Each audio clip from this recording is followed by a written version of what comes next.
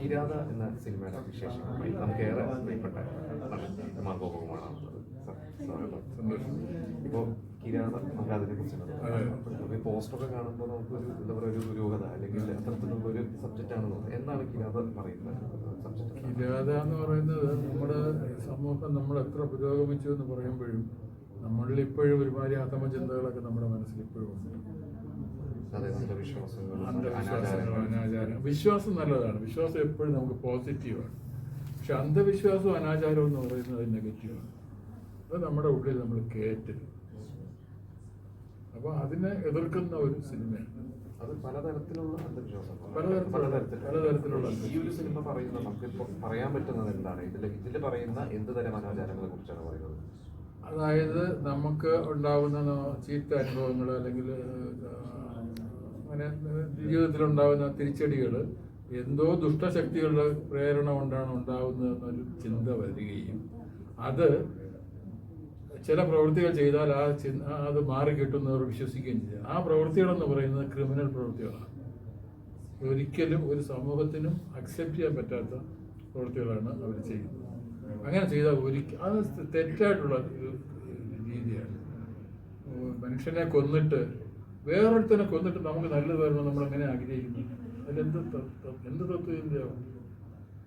ബലി കൊടുക്കുക എന്നൊക്കെ പറയുന്നത് അത് ഇപ്പോഴും നമ്മൾ നൂറ്റാണ്ടുകളായിട്ട് ഉള്ളതാണ്. പക്ഷെ ഇപ്പോഴും നമ്മൾ അതിന്റെ വാർത്തകളെ നമ്മൾ മലയാളികൾ നമ്മൾ ഭയങ്കര അഹങ്കാരമായിട്ട് പറയാറുണ്ട്. നമ്മൾ ദിവസം 2 നേരം കുളിക്കും, പിന്നെ മറ്റേ വിദ്യാഭ്യാസം 100% സാക്ഷരതയുണ്ട്. നമ്മൾ ദിവസം 3 പേപ്പറെങ്കിലും വായിക്കും. ഇതൊക്കെ വായിച്ചിട്ട് എന്താ കാര്യം? ഇതെല്ലാം മനസ്സിലാക്കും. അപ്പൊ ഇത് മലയാളി മനസ്സിലാക്കുകയും നന്നാവുകയും ചെയ്യേണ്ടത് ഇതിലാണ്. അവന്റെ മനസ്സ് സ്വന്തം ആദ്യം വൃത്തിയാക്കണം. അങ്ങനെ ഒരു സതുദ്ദേശം കൂടി ഉണ്ട് ഈ സിനിമ. എന്റെ ക്യാരക്ടർ ഒരു ഇതുപോലെ അഫക്ട് ചെയ്യപ്പെട്ട ഒരു കുട്ടിയുടെ ഗാർഡിയനാണ്. ഇതിന്റെ അവസാനത്തെ ഒരു ഫേസിലാണ് ഞാൻ വരുന്നത്. ഇതിപ്പോൾ സാറ് ചെയ്ത നമ്മളെ ക്യാരക്ടേഴ്സ് എടുക്കുമ്പോൾ തന്നെ എല്ലാം നമ്മുടെ മനസ്സിൽ വരുന്ന ഒരു സോഫ്റ്റ് ക്യാരക്ടേഴ്സും അല്ലെങ്കിൽ ഒരു പാവം ക്യാരക്ടേഴ്സും ഒക്കെയാണ്. അപ്പോൾ അത് അങ്ങനെയാണോ? ഞാൻ പറഞ്ഞാൽ അതങ്ങനെ ഒരു ഇതിലോട്ട് അങ്ങനെ പെട്ടുപോയതാണ്, ഈ പാവം ക്യാരക്ടേഴ്സിൽ അങ്ങ് പെട്ടുപോയതാണ്. പാവം അല്ലാത്ത ഞാൻ ചെയ്തിട്ടുണ്ട്, പക്ഷെ കൂടുതൽ ശ്രദ്ധിക്കപ്പെട്ടത് ഇതുപോലത്തെ വിധേയ എന്ന് പറയുന്നത്. ഇപ്പോഴും ഇപ്പൊ സോഷ്യൽ മീഡിയ ആക്റ്റീവായ ശേഷം ഇപ്പൊ വിധേയയിലെ പിന്നെ കാണിച്ചു തുടങ്ങി. അതിലൊരു ക്യാരക്ടർ അതുപോലെ തന്നെ പുലിമുരുകൻ വേറെ തരത്തിലൊരു കാണാറുണ്ടോ? പിന്നെ ഈ ട്രോൾ എന്ന് പറയുന്നത് അതൊരു നമ്മളെന്താ പഴയ കാർട്ടൂണിന്റെ ഒരു വേറെ ഇപ്പൊ ഈ പറഞ്ഞ പോലെ വിധേയനായാലും പുലിമുരുകനായാലും ഒക്കെ ഇപ്പൊ വീണ്ടും അതെന്നും റീവാച്ച് ചെയ്ത് എങ്ങനെയാണ് ഇപ്പൊ തിരിഞ്ഞു നോക്കുമ്പോൾ വിധേയന്റെ ഒക്കെ ഒരു ഓർമ്മകൾ എങ്ങനെയാണ്? വിധേയൻ എന്ന് പറയുന്നത് അങ്ങനെ ഒരു സിനിമയൊക്കെ അഭിനയിക്കാൻ പറ്റാന്ന് പറഞ്ഞ വലിയ ഭാഗ്യമാണ്. കാരണം സൂപ്പർ സ്റ്റാറുകൾ നിറഞ്ഞാടുന്ന ഒരു സമയത്ത് അതല്ലാത്ത ഒരു ഫ്രഷറായിട്ടുള്ള വരുന്ന ഒരാൾക്ക് പക്ഷെ സിനിമയിൽ പ്രഷർ, ബാക്കി നാടകത്തിലും സീരിയലിലും ഒക്കെ ഞാൻ നേരത്തെ ചെയ്തിട്ടുണ്ട്. ഫ്രഷായിട്ട് വരുന്ന ഒരാൾക്ക് അങ്ങനെ എത്രയും ഒരു ഗംഭീര ക്യാരക്ടർ കിട്ടുക എന്ന് പറഞ്ഞാൽ, അപ്പോൾ അത് അന്ന് തന്നെ അത് ഞാൻ ഈ വിധേയൻ എന്ന് പറയുന്ന സിനിമയിൽ ഭാസ്കര പട്ടേലിൻ്റെ എൻ്റെ ജീവിതം എന്ന് പറയുന്നത് സക്രിയയുടെ കഥയാണ്.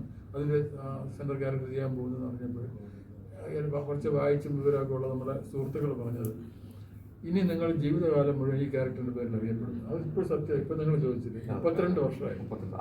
ഇന്നത്തെ പോലെ ഇല്ല 93-ലാണ് ആ ഫിലിം ഷൂട്ട് ചെയ്യുന്നത്. 32 വർഷത്തിന് ശേഷം ഇപ്പോഴും ചോദിക്കുകയാണ്. അപ്പോൾ അന്ന് അയാൾ പറഞ്ഞത് ശരിയാണ്. അപ്പൊ അന്ന് ഞാൻ ചോദിക്കുന്നത്, അത് അന്ന് ചിന്തിച്ചിരുന്നു ആള് പറഞ്ഞപ്പോ ഇത്രത്തോളം ചർച്ചയാവും? ഇല്ല അങ്ങനെ നമ്മൾ അത് സിനിമ ചെയ്യുമ്പോൾ നമ്മൾ അങ്ങനെ ഒരുപാട് അവാർഡ് അപ്രീസിയേഷൻ അങ്ങനത്തെ പ്രതീക്ഷയൊന്നുമില്ല. നമ്മൾ ആ ക്യാരക്ടർ അനുസരിച്ച് ചെയ്യുന്നുണ്ട്. അന്ന് ഈ പറഞ്ഞ പോലെ മമ്മൂട്ടിക്ക് അവാർഡ് കിട്ടിയ പോലെ അന്ന് സ്റ്റേറ്റ് അവാർഡ് സ്പെഷ്യൽ ജൂറി അവാർഡുകൾ കിട്ടിയിരുന്നു. പുലിമുരുകനായാലും ഈ പറഞ്ഞ പോലെ ഈ ട്രോളുകളിലൂടെയാണ് അതൊന്ന് അഭിനയിക്കുമ്പോൾ വിചാരിച്ചിരുന്നു ഇങ്ങനെ ഈ ഒരു ഇല്ല. അത് ശരിക്കും തുടക്കത്തിൽ ആ ക്യാരക്ടർ അത്ര ഇല്ലായിരുന്നു, വളരെ ചെറിയ ക്യാരക്ടറായിരുന്നു ഈ മൂപ്പൻ എന്ന് പറയുന്നത്. പിന്നീടാണ് ഈ മൂപ്പനിലൂടെ പുലിമുരുകന്റെ കഥ പറയുന്നത്, അതിന്റെ പാസ്റ്റ് പറയുന്നതൊക്കെ ഈ മൂപ്പൻ എന്ന് പറയുന്ന ക്യാരക്ടറിലൂടെ പിന്നീട് വന്നതാണ്. അത് ഷൂട്ടിങ് തുടങ്ങിയതിന് ശേഷം അവർ തീരുമാനിച്ച ഒരു മാറ്റമാണ്. പക്ഷെ അത് എനിക്ക് വലിയ ഉപകാരമായി. 13 ദിവസം അവർക്കുണ്ടായിരുന്നു. ഇപ്പൊ എങ്ങനെയാണ് ഇപ്പൊ ഈ ക്യാരക്ടർ സെലക്ഷൻ വരുന്നത് ഈ ഒരു സിനിമ തെരഞ്ഞെടുത്തു ഒരു സീരിയൽസ് ചെയ്യുന്നത് നാടകം ഞാൻ ബേസിക്കലി സീരിയൽ ആക്ടർ, എനിക്കതിൽ യാതൊരു മടിയില്ല. ഞാൻ തുടങ്ങിയത് സീരിയലിലാണ്. ഇപ്പോഴും അത് ഈ 2022 2-3 ദിവസം കൂടെ കഴിയാൻ വേണ്ടി കാത്തിരിക്കുക. അപ്പോൾ 2 ദിവസം കൂടെ കഴിയുമ്പോൾ 40 വർഷമാകും. 40 വർഷം സീരിയലിൽ അഭിനയിച്ചു തുടങ്ങി. അപ്പോൾ ഞാൻ ബേസിക്കലി സീരിയൽ ആക്ടർ തന്നെയാണ്. പക്ഷെ ഇതിൽ വരാൻ കാരണം ഇതിൻ്റെ പ്രൊഡ്യൂസർ എടത്തോടി ഭാസ്കരൻ സാർ, അദ്ദേഹം ബഹ്റിനിലാണ്. അപ്പോൾ ഞാൻ ബഹ്റിനിൽ പോയപ്പോൾ അവിടുത്തെ അവിടെ വെച്ചൊരു ഷോർട്ട് ഫിലിം ചെയ്തു. അതിൻ്റെ പ്രൊഡ്യൂസർ ഭാസ്കരൻ സാറായിരുന്നു. അപ്പോൾ അദ്ദേഹം ഒരു വേഷം അഭിനയിക്കുകയും ചെയ്തു. അവിടെ അദ്ദേഹമായിട്ടുള്ള പരിചയം കൊണ്ടാണ് ഈ ക്യാരക്ടറിൽ ഇതിലൊരു വേറെ കുറച്ച് സീൻസ് ആഡ് ചെയ്യേണ്ടി വന്നപ്പോൾ ആ ആഡ് ചെയ്യുന്ന സീനിൽ എന്നെ കൂടെ കൺസിഡർ ചെയ്തു. അപ്പോൾ അതൊരു സുഖമായിട്ട് തോന്നി. അതുകൊണ്ടാണ് അതിൽ വളരെ ചെറിയ വേഷമാണ്. അതുകൊണ്ടാണ് ഇപ്പം ഞാൻ തിരുവനന്തപുരത്ത് നിന്ന് ഇവിടം വരെ വന്ന് കൊച്ചി വരെ വന്ന് ഇതിന് പങ്കെടുക്കാൻ കാരണവും അത് തന്നെയാണ്. ഈ സീരിയൽസിൽ കമ്മിറ്റഡ് ആയതുകൊണ്ടാണോ സിനിമകൾ നഷ്ടപ്പെടുന്നുണ്ടോ? അല്ല, ഞാൻ സെലക്റ്റീവ് അല്ല. ഒരിക്കലും ഞാൻ ഇന്ന സീരിയൽ വേണോ അല്ലെങ്കിൽ സിനിമ വേണോ എന്ന് ചിന്തിക്കും. അല്ലെങ്കിലും ചില സിനിമയിലേക്ക് വിളിക്കുമ്പോൾ സീരിയലിൽ എന്തായാലും മാസം എത്ര ദിവസം ഡേറ്റ് മാറ്റി വെക്കേണ്ടി വരാറുണ്ടല്ലോ. ഇതുവരെ അങ്ങനെ നഷ്ടപ്പെട്ടില്ല. അത് വിളിക്കാത്തതുകൊണ്ട് തന്നെയാണ്, സിനിമയിൽ വിളിക്കാത്തതുകൊണ്ട് തന്നെയാണ് വിളിച്ചതെല്ലാം പോകാൻ പറ്റിയിട്ടുണ്ട്. പിന്നെ സീരിയൽ പറയുമ്പോഴാണ് നമുക്ക് ജ്വാലയെ മറക്കാൻ പറ്റില്ല. ജ്വാലയും ഈ പറഞ്ഞ പോലെ അതൊരു വിപ്ലവം കൊണ്ടുവന്ന ഭയങ്കര 2 മണി 3 മണിക്ക് വന്ന് ആൾ പ്രേക്ഷകർ, അതായത് ഓട്ടോറിക്ഷക്കാർ വരെ അവർ ഉച്ചയ്ക്ക് ഊണ് കഴിക്കുന്ന സമയം മാറ്റി. 1 മണിക്ക് വരുന്നവർ 2:30 മണി സമയമാക്കി. അത് ഇവിടെ വന്ന് ഊണും കണ്ട് സീരിയൽ കണ്ട് തിരിച്ചു പോകും, രണ്ടാമത് പോകാം. അപ്പോൾ അങ്ങനെ മലയാളികളുടെ ജീവിതക്രമത്തിന് ഓരോ മാറ്റം വരുത്തിയ ഒരു സീരിയലാണ്. സീരിയലിന് വിമർശനങ്ങളും വരുന്നുണ്ടല്ലോ. സീരിയൽസ് ഇപ്പോൾ ഒരുപാട് സീരിയൽസ് ആയി, അതിനെതിരെ സീരിയൽസ് നടക്കുന്നുണ്ട്. സീരിയലിന് ഒരു ഓഡിയൻസ് ഉണ്ട്. സീരിയൽ കാരണമാണ് ചാനലുകൾ നിലനിന്ന് പോകുന്നത്. പക്ഷെ അത്രത്തോളം തന്നെ വിമർശനങ്ങളും സീരിയലിലുണ്ട്. അതിനെ കുറിച്ച് ഇത്രയും സീനിയറായിട്ട് 40 വർഷം അഭിനയിക്കുകയാണല്ലോ. പണ്ട് സീരിയലൊക്കെ ഒരു നല്ല കഥകൾ അല്ലെങ്കിൽ നല്ല നോവലുകൾ, പഴയ ആൾക്കാർ കഥാകൃത്തുകൾ നോവലിസ്റ്റുകൾ എഴുതിയ കഥകളൊക്കെ ആയിരുന്നു അന്ന് എഴുതിയിരുന്നത്. അതുപോലെ തന്നെ അന്ന് ഒരു അപ്രൂവൽ കൊടുക്കുമ്പോൾ ഇന്ന ആർട്ടിസ്റ്റ് അഭിനയിക്കുമെന്ന് പറഞ്ഞിട്ട് നേരത്തെ കൊടുക്കണം. എന്നിട്ട് ആ ആർട്ടിസ്റ്റിൻ്റെയൊക്കെ കൺസെൻറ്റ് ലെറ്റർ കൊടുക്കണം. ദൂരദർശൻ മാത്രമേ തുടങ്ങിയത്. അപ്പോൾ അത്ര സ്ട്രിക്റ്റ് ആയിട്ട് ഇപ്പം അതൊന്നുമില്ല. എല്ലാ ചാനലിലും 10-12 സീരിയൽസ് ഉണ്ട്. ഭയങ്കര കോമ്പറ്റീഷനായി.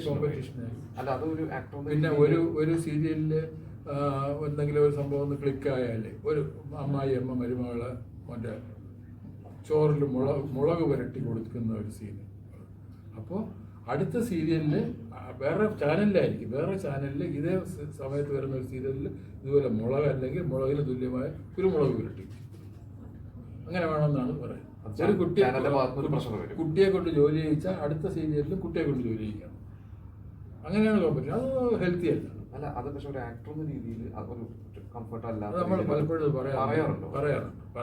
ഇപ്പോൾ ഒരേ സീരിയൽ, ഞാനത് ആ സീരിയലിൻ്റെ ചാനലിൻ്റെ പേര് പറയുന്നില്ല. ഞാൻ പറഞ്ഞ ഈ മുളക് ആദ്യം ഒരു സീനിൽ ഈ പച്ചമുളക് ഞെരടി കൊടുക്കുന്നു, അത് കഴിച്ചു, ശരി. അടുത്ത സീനിൽ അടുത്ത വേറൊരു ലൊക്കേഷനിൽ ഇതേ അമ്മായിയമ്മ അല്ലെങ്കിൽ ഇതേ രണ്ടാനമ്മ മകൾക്ക് ഈ മറ്റേ വറ്റൽമുളകിൻ്റെ പൊടി, ചുവന്ന മുളകിൻ്റെ പൊടി വരും. അപ്പോൾ ഞാൻ ചോദിച്ചു, ഇത് ഒരെണ്ണം നമ്മൾ മുളകിൻ്റെ ചെയ്തില്ലേ, ഇനിയിപ്പോൾ ചെയ്യണം. അപ്പോൾ സാറ് പറഞ്ഞാൽ ശരിയാണ്, നമ്മൾ ചാനലൊന്ന് വിളിച്ചു നോക്കിയിട്ട് ചാനലിൽ ഇങ്ങനെ ഒരു സജഷനും വേണ്ട, രണ്ടാമത് പൊടിയും കൂടെ വരവി കൊടുക്കണമെന്ന്. അങ്ങനെ അത് ആ സീരിയൽ ഇടയ്ക്കുന്നുണ്ട്. പക്ഷേ ഇങ്ങനെ ചെയ്യുമ്പോൾ ഇപ്പോൾ നമ്മളിപ്പോൾ സാർ ഒരു സീരിയൽ ആക്ട് ചെയ്യുമ്പോൾ അല്ലെങ്കിൽ സിനിമയായാലും സീരിയലായാലും ആദ്യം ഒരു ക്യാരക്ടറാണ്. അപ്പോൾ നമ്മൾ ആ ഒരു ക്യാരക്ടർ മനസ്സിൽ ഉൾക്കൊണ്ടാണ് അഭിനയിച്ചു തുടങ്ങുന്നത്. പക്ഷേ ഇതിൻ്റെ ഇടയ്ക്ക് ഒരു കഥ മാറ്റും, നായകനെ പോസിറ്റീവായുള്ള വില്ലനാക്കും, വില്ലനെ പോസിറ്റീവ് ആക്കും. അത് ഒരു അഭിനയത്തിലും പ്രശ്നങ്ങൾ ഫേസ് ചെയ്യാറുണ്ടോ? കാരണം നീണ്ടു പോകുന്നുണ്ട് വർഷങ്ങൾ. അങ്ങനെ എനിക്ക് ഒരു അനുഭവം ഉണ്ടായിരുന്നു. ഞാൻ ഒരു നല്ല ക്യാരക്ടറായിട്ട് തുടങ്ങിയിട്ട് ഒരു സഹോദരിയുടെ മക്കളെയൊക്കെ നോക്കുന്ന, ഭയങ്കര സ്നേഹത്തോടെ നോക്കുന്ന ഒരു ക്യാരക്ടറായിട്ട് ഒരു ട്വിസ്റ്റ് വരുമ്പോൾ, അതായത് ഒരു റേറ്റിംഗ് കുറഞ്ഞു എന്ന് തോന്നിയപ്പോൾ ചാനലിൽ നിന്ന് പറഞ്ഞ് ഈ ക്യാരക്ടർ നെഗറ്റീവാണ്, അങ്ങനെ വില്ലനായി. പക്ഷെ അങ്ങനെ സംഗതി അവർ സക്സസ്ഫുൾ ആയിരുന്നു. അത് പക്ഷെ പലയിടത്തും പ്രശ്നമുണ്ട്. കാരണം നമ്മൾ അങ്ങനെയൊക്കെ ചെയ്ത് അന്ന് പറഞ്ഞിരുന്നെങ്കിലും ഓക്കെ, അന്ന് അതിനനുസരിച്ച് ചെയ്യാമായിരുന്നു. പക്ഷെ അന്ന് വളരെ സോഫ്റ്റായിട്ട് വളരെ നന്നായിട്ട് ചെയ്തിട്ട് നല്ല ക്യാരക്ടറായിട്ട് പിന്നെ മാറുമ്പോൾ ഉള്ള ഒരു പ്രയാസം, മാനസികമായ പ്രയാസമുണ്ട്. പിന്നെ അത് അഡ്ജസ്റ്റ് ചെയ്ത് പോകും. അനുസരിച്ച് പോകുന്നതാണ് ജോലിയുടെ അതെ, ഭാഗമായതുകൊണ്ടാണ്. അതെ. അപ്പൊ ഇതിപ്പോ കിരാത തിയേറ്ററിൽ ജനുവരിയിലെത്തി. ജനുവരി 23-ാം തീയതിയാണ് ഇപ്പോൾ വേറെ സിനിമകൾ വേറെ സിനിമ. ഇപ്പോൾ ഞാനൊരു ക്രിസ്റ്റീന എന്ന് പറഞ്ഞൊരു സിനിമ ചെയ്തു. അത് ഉടനെ റിലീസ് ചെയ്തു. അതൊരു ക്രൈം ത്രില്ലറാണ്. തിരുവനന്തപുരത്ത് തന്നെയാണ് ഷൂട്ട് ചെയ്തത്. പിന്നെ ഊടും പാവും എന്ന് പറഞ്ഞൊരു സിനിമ ചെയ്തു. അത് ഈ നെയ്ത്തുകാരുടെ കുടുംബമായിട്ട് ബന്ധപ്പെട്ട കഥയാണ്. അത് തിരുവനന്തപുരത്താണ് അതിൻ്റെ ഷൂട്ട്. അതിൻ്റെ സെൻട്രൽ ക്യാരക്ടർ ഞാൻ ചെയ്തിരിക്കുന്നത്. നമുക്ക് ഇവരൊക്കെ പിന്നെ സിനിമകൾ അടുത്ത് ചെയ്തിട്ടില്ല. ഇല്ല, മമ്മൂട്ടിയോട് അവസാനം ചെയ്തത് മറ്റേ മധുരരാജ്യം. 6 വർഷം കഴിഞ്ഞു. 6 വർഷം കഴിഞ്ഞു. അപ്പൊ ഇനി വീണ്ടും നല്ല നല്ല സിനിമകളുടെ ഭാഗമാവട്ടെ. പ്രേക്ഷകരോട് കിരാത എന്ന് പറയുന്ന സിനിമയെ കുറിച്ച് എന്താണ് പ്രേക്ഷകരോട്? കിരാത ഒരു ഇത് നമ്മുടെ മനസ്സ് ശുദ്ധീകരിക്കാൻ കിരാത കാണും. നമ്മുടെ മനസ്സിൽ ഒരുപാട് മാലിന്യങ്ങൾ കയറി കൂടിയിട്ടുണ്ട്. അന്ധവിശ്വാസങ്ങളും അനാചാരങ്ങളൊക്കെ കയറി കൂടിയിട്ടുണ്ട്. അതൊക്കെ നമ്മൾ ഒഴിവാക്കണമെങ്കിൽ ഇതുപോലത്തെ സിനിമകൾ കാണും. കിരാത ഒന്ന് കണ്ടു നോക്കുക. അത് തീർച്ചയായിട്ടും നമുക്ക് ഫീൽ ചെയ്യും. ഇതിങ്ങനെയൊക്കെ നമ്മൾ സമൂഹത്തിൽ നടക്കുന്നുണ്ടോ, ഇതൊക്കെ ശരിയാണോ, നടന്ന കഥയെ ബേസ് ചെയ്തിട്ടാണ് ഇത് ചെയ്തിരിക്കുന്നത്. അതാണ് ഇതിൻ്റെ. അതുകൊണ്ട് ഇതെല്ലാവരും കാണണം. കിരാത ഒരു നല്ല സിനിമയുമാണ്. നല്ല ടെക്നിക്കലി നല്ല സിനിമയാണ് കിരാത എന്നാണ് എൻ്റെ അഭിപ്രായം. ഒരുപാട് കൂടുതലും യങ്സ്റ്റേഴ്സാണ്. അവരാണ് ഇതിൽ ശരിക്കും നല്ല വേഷങ്ങളൊക്കെ ചെയ്തിരിക്കുന്നത്. പക്ഷേ അവരൊരിക്കലും യങ്സ്റ്റേഴ്സ് ആണെന്നോ അല്ലെങ്കിൽ ഫ്രഷേഴ്സ് ആണെന്നോ തോന്നാത്ത രീതിയിലാണ് അവരുടെ പെർഫോമൻസ്. ഞാനുള്ള സീനിൽ തന്നെ കുറേ യങ്സ്റ്റേഴ്സ് ഉണ്ടായിരുന്നു. ഞാൻ തന്നെ അന്തം മുട്ടി. അത്ര ഇൻവോൾവ് ചെയ്താണ് ശരിക്കും. ആ ബഹളം വെച്ച് വരുന്ന ഒരു പയ്യൻ ബഹളം വെച്ചൊക്കെ വരുന്നു അണ്ടർ ദ ഇൻഫ്ലുവൻസ് ഓഫ് ഈ നാർക്കോട്ടിക്സ്. അപ്പോൾ അവർ വരുന്ന കണ്ടെത്തുന്ന ശരിക്കും കഴിച്ചിട്ട് വരുന്നതാണ് തോന്നുന്നു. അത്ര നാച്ചുറലായിട്ടാണ് ചെയ്തത്. അതൊരു അഭിനയിച്ച എല്ലാവർക്കും ഒരു നന്മയായിട്ട് മാറും.